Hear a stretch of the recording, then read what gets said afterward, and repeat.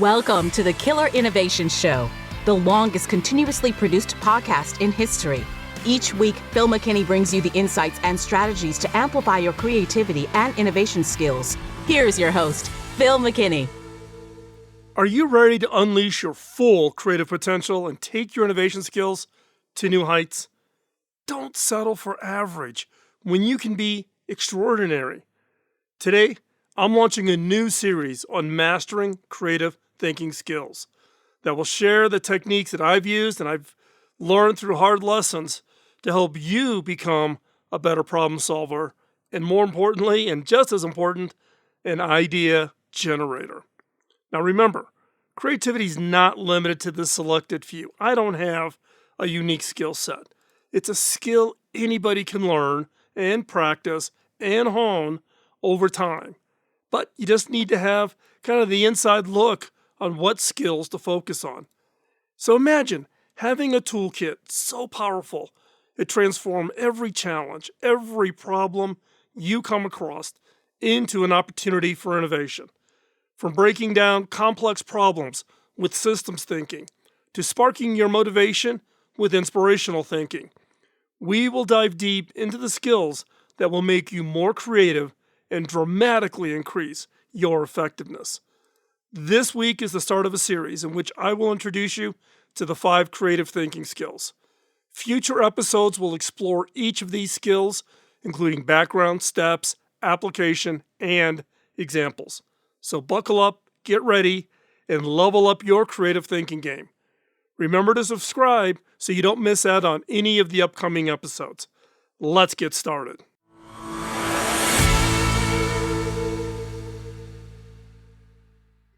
In a world that values innovation, mastering creative thinking skills has never been more important. Regardless of your industry, coming up with new ideas that can solve complex problems is a highly sought-after skill. The first step to mastering creative thinking skills is learning and using the 5 creative thinking types: divergent thinking, convergent thinking, aesthetic thinking, systems thinking, and the one we all love, inspirational thinking. Each one is like a tool in your toolbox, helping you to think differently, depending on your problem or the opportunity you're facing.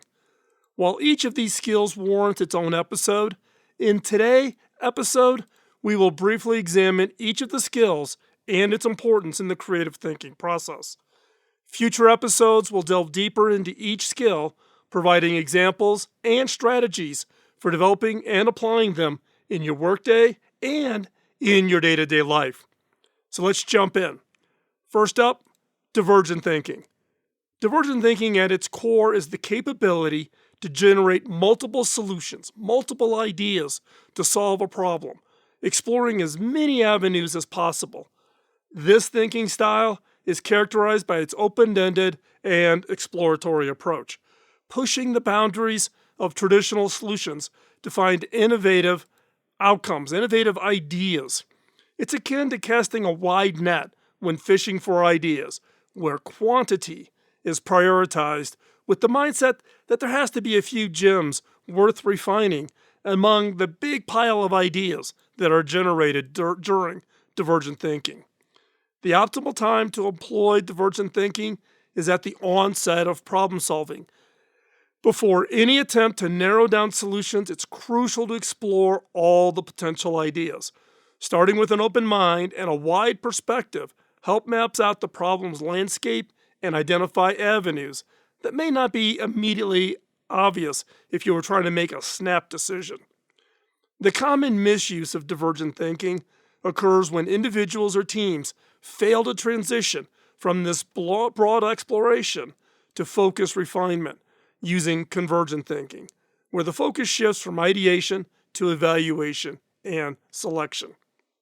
So, speaking of convergent thinking is the mental process of focusing on a single, optimal solution to a problem from a pool of all possibles generated during the divergent thinking process.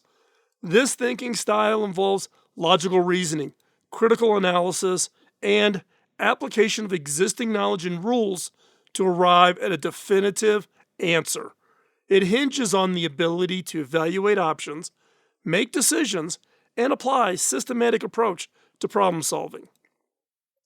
The appropriate moment to engage in convergent thinking is after a broad range of possibilities have been explored through divergent thinking.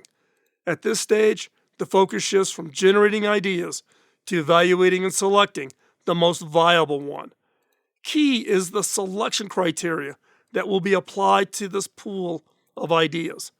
Examples of selection criteria include feasibility, impact, cost effectiveness, and alignment with the goals and objectives.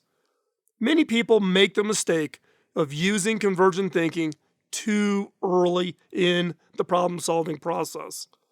When individuals or teams rush to judgment or they want to get to a decision quickly without adequately exploring the alternatives, they risk overlooking better, more innovative solutions. Next up, let's talk about aesthetic thinking. Aesthetic thinking goes beyond mere appreciation of the visual, not beyond the aesthetics, how something looks.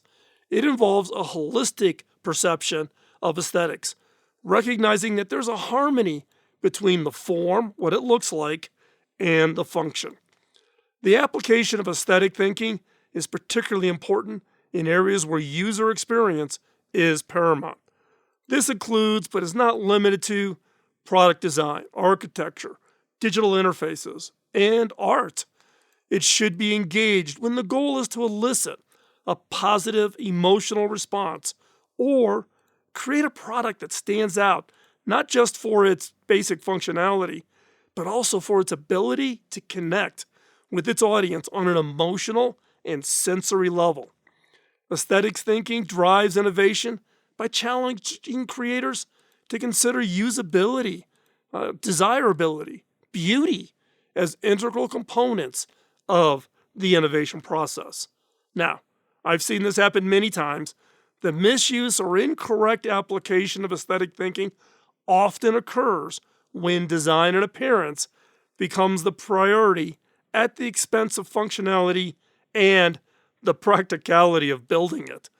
This can lead to products or solutions that may be visually appealing or even trendy, but fail to meet the user's needs or the expectations. Let's talk about systems thinking. Systems thinking helps us see how different parts of a problem or an opportunity are all interconnected. It's about understanding that changing one thing can affect many things too, all the way down the line. This way of thinking can help us solve tricky problems by looking at the whole picture, not just a small part of it. Using system thinking is important because it helps us make better decisions. For example, if a school is trying to improve students' health, system thinking would consider physical education, cafeteria food options, mental health resources, and even maybe how much time students spend on screens. This approach can lead to solutions that have a more meaningful impact because they consider all the parts of the problem.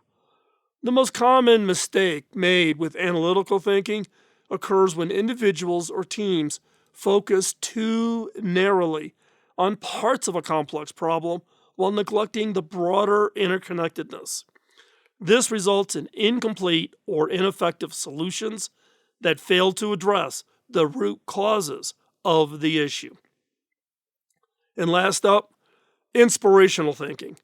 Now, inspirational thinking is the spark that drives creativity. It involves imagining the best possible case scenarios to finding a new way to solve a problem. This type of thinking plays a critical role in keeping us excited and passionate about what we're doing, whether that's in school or doing a hobby or working on a really tough project at work. You should use inspirational thinking when you're stuck or when you're about to start something new and it's daunting and you're maybe even a little fearful.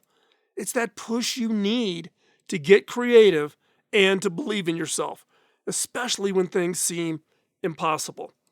It's also handy for inspiring others to join you in your innovation efforts, which can lead to even more innovative solutions.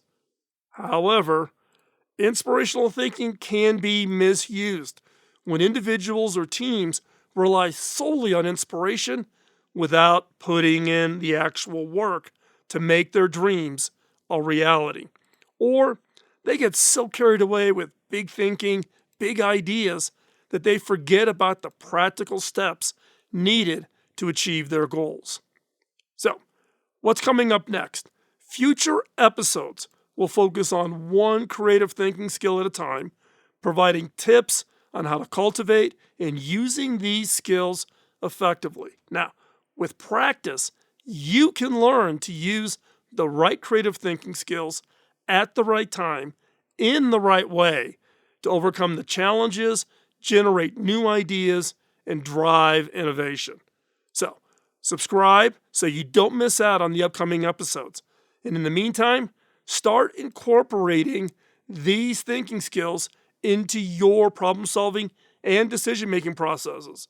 Your innovations will show the impact of you using all of your creative thinking skills.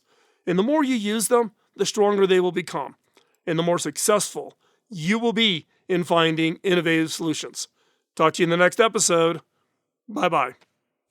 Podcasting nonstop since 2005, this has been the Killer Innovation Show on the Innovators Network.